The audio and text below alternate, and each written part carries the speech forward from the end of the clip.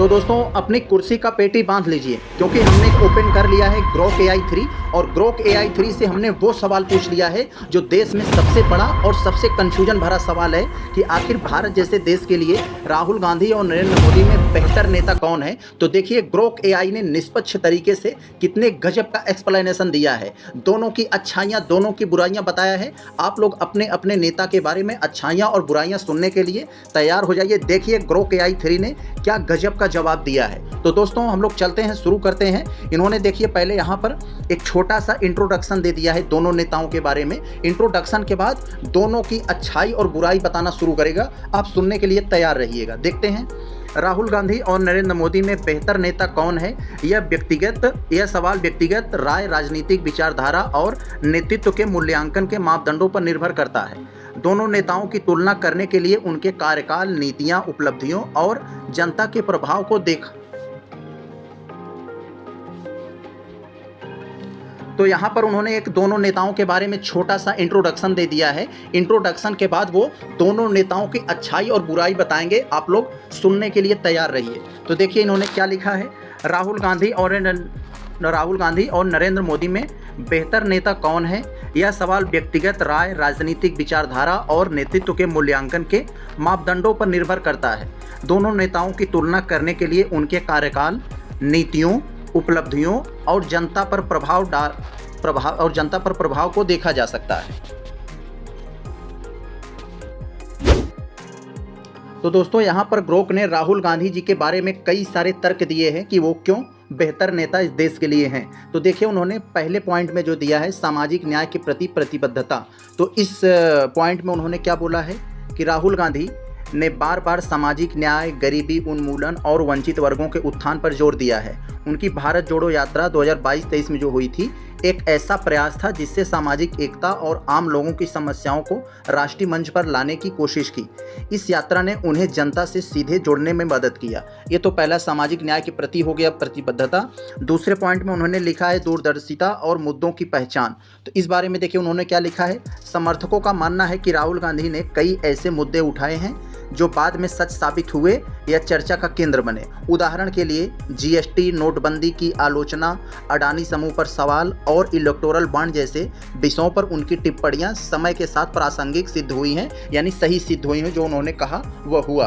तीसरे पॉइंट में देखिए उन्होंने क्या लिखा है यहाँ पर, युवा और महिला सशक्तिकरण। इस पॉइंट में देखिए उन्होंने क्या लिखा है राहुल गांधी जी के बारे में।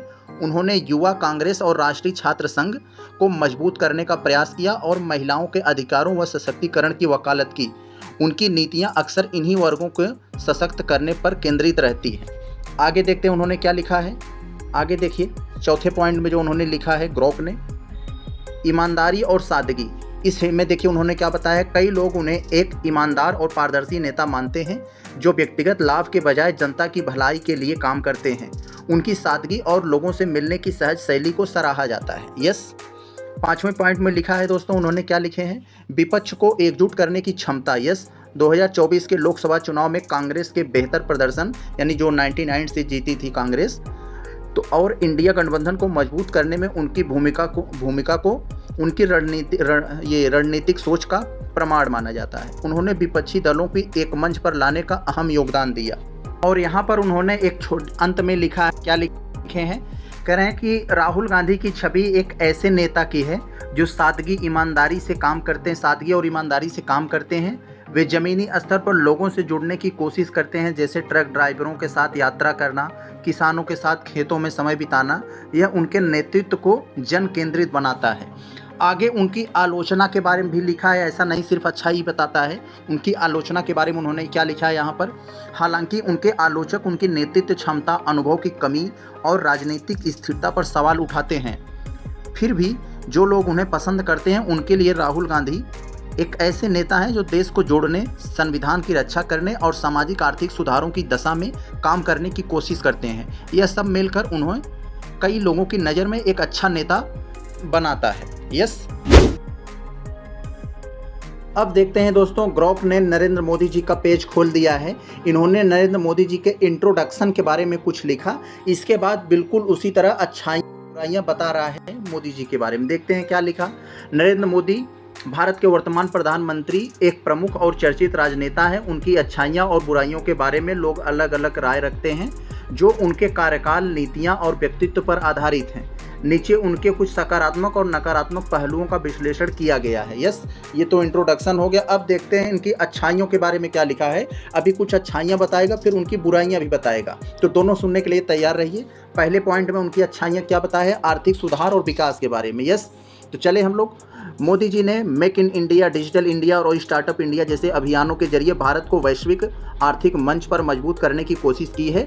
इनसे निवेश और उद्यमिता को बढ़ावा मिला है। यस, दूसरे पॉइंट में इन्होंने क्या बोला है, मोदी जी की अच्छाइयों के दूसरा जो पॉइंट है, बुनियादी ढांचे का विकास, सड़क, रेल, हवाई संपर्क में सुधार के लिए कई परियोजनाएं शुरू की गई, जैसे भारतमाला और सागरमाला।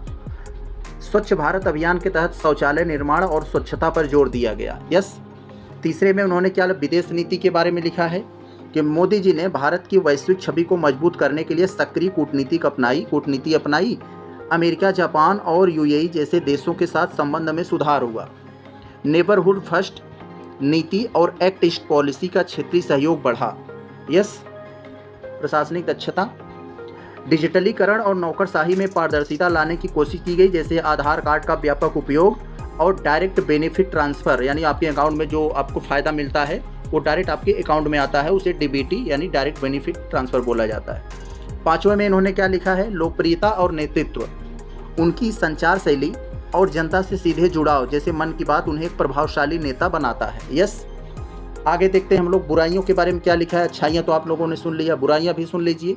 तो यहाँ पर उन्होंने लिखा है कि आर्थिक नीतियों की आलोचना।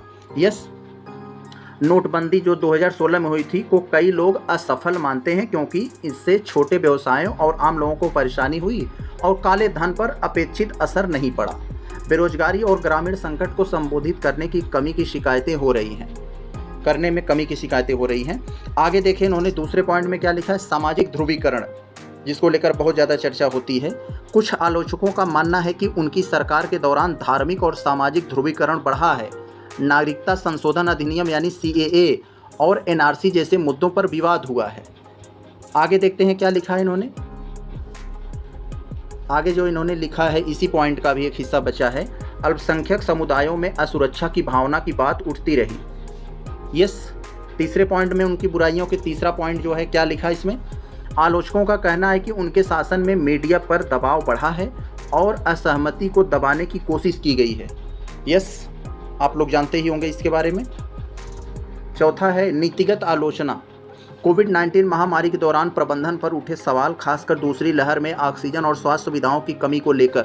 किसान आंदोलन जो 2021 के दौरान हुआ था, 3 कृषि कानूनों को लेकर उनकी सरकार की आलोचना हुई, जिससे बाद में वापस लेना पड़ा।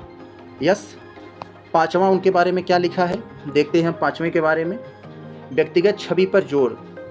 कुछ लोग मानते हैं कि मोदी अपनी व्यक्तिगत छवि को सरकार के काम से ऊपर रखते हैं, जिससे नीतियों में प्रचार ज़्यादा और कार्यान्वयन में कम दिखता है। यस, आप लोग जानते हैं।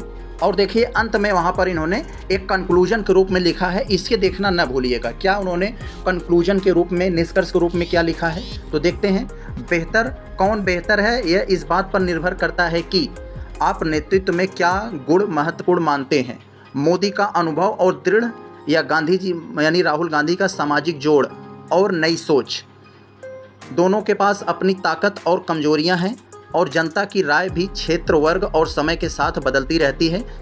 आपकी अपनी प्राथमिकता इस सवाल जवाब तय करेगी।